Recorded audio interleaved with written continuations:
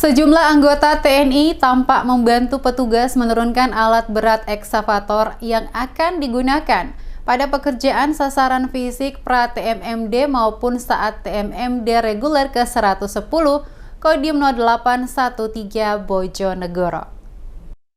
Program TNI Manunggal membangun desa reguler ke-110 Kodim 0813 Bojonegoro sasarkan program fisik dan non-fisik. Salah satu program sasaran fisik TMMD Bojonegoro adalah pembangunan jalan aspal. Kodim 0813 Bojonegoro kirimkan alat berat di desa Jatimulyo. Datangnya alat berat ekskavator diharapkan akan memperlancar proses pembangunan jalan dan percepat proses pengerjaannya.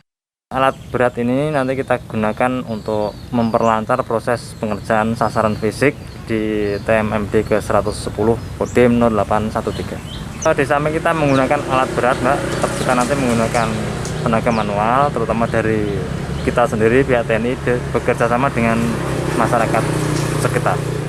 Nampak Babinsa Jatimulyo sambut kedatangan alat berat ekskavator, TNI dan warga bersama-sama turunkan alat berat.